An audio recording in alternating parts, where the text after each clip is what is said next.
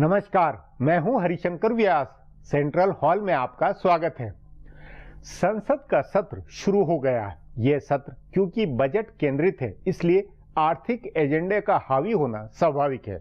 मगर संसद सत्र को लेकर जितनी तरह की चर्चाएं हैं, नेताओं व पार्टियों का जो मूड है, उससे आर्थिक एजेंडे के पीछे रहने और राजनीति के हावी होने की संभावना है।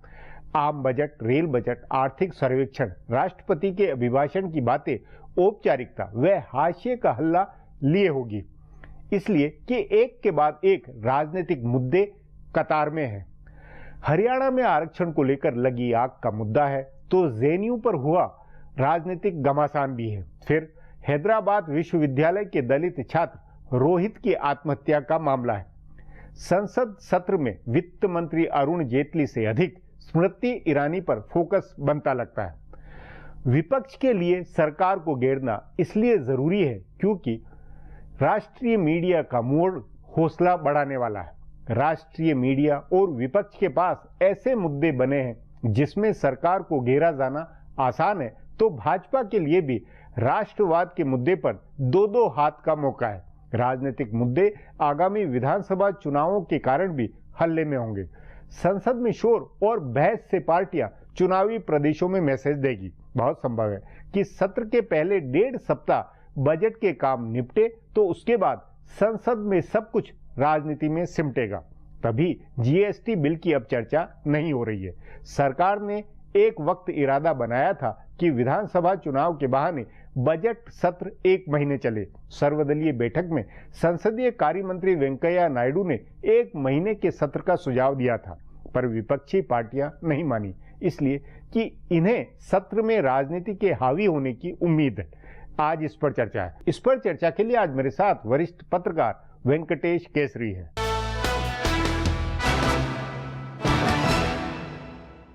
केसरी जी, संसद का बजट सत्र शुरू हो गया है, लेकिन बजट की बातें कहीं हावी नजर आ रही है। व्यास जी, मैं करीब 30 साल से ज़्यादा जर्नलिज्म में हूँ।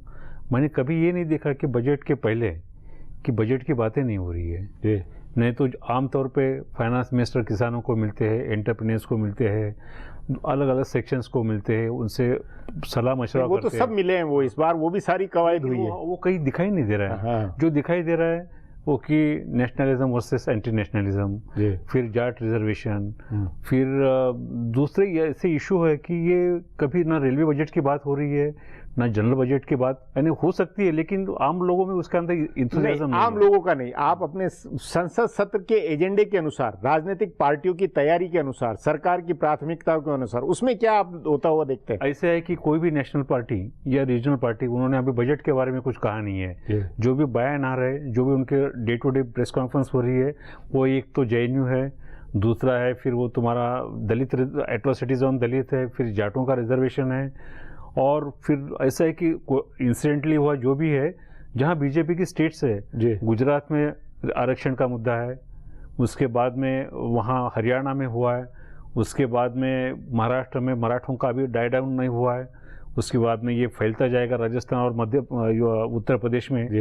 तो ये आरक्षण और सिविल वॉर जैसी सिचुएशन है, और पता नहीं मैं फिर वापस अपन संसद के अंदर जो डिबेट होगी, उसमें लगता है कि अगले जो महीने 2-2.5 महीने, उसमें राजनीति हावी ज्यादा होगी। विपक्ष की तैयारी क्या लगती है और पक्ष की क्या लगती है? विपक्ष की तैयारी सरकार को घेरने की।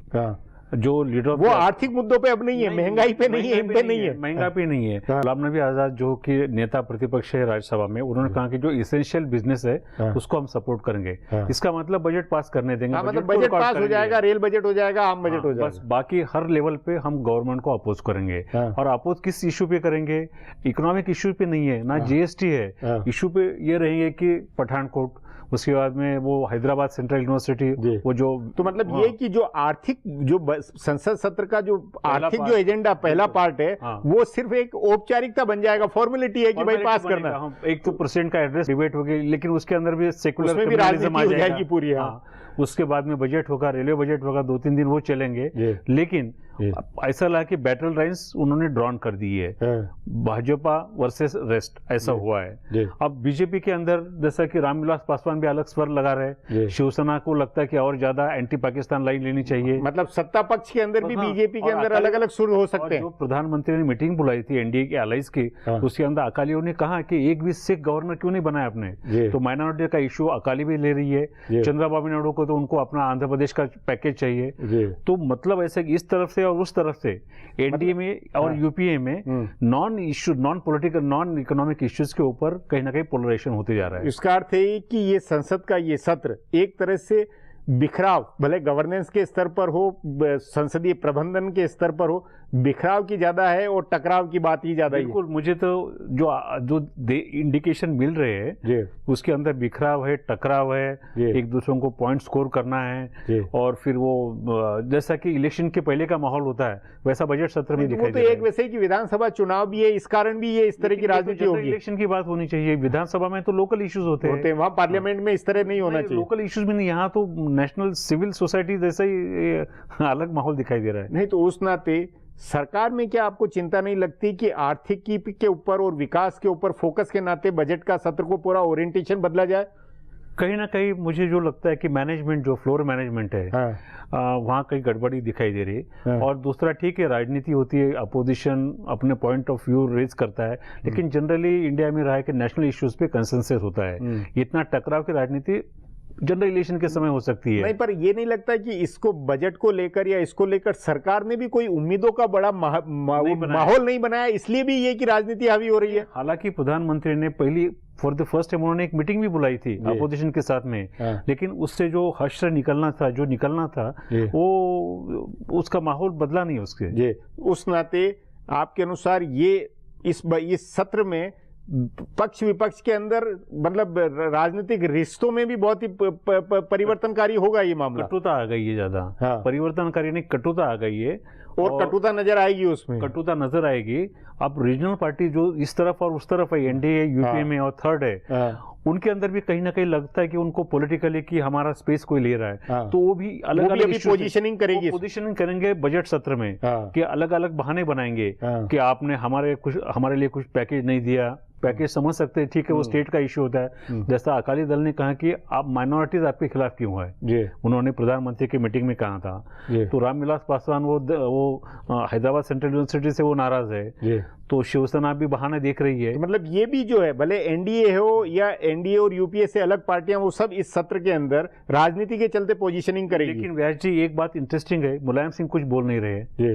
हालांकि मुलायम सिंह जी को बोलना चाहिए था, एसपी नहीं बोल रही है, बीएसपी भी जितना आर्टिकुलेट वो नहीं है, जयललिता जो भी बहुत बड़ी प्लेयर है वो भी नहीं बोल रही है, बिजू जनता भी नहीं बोल रहे।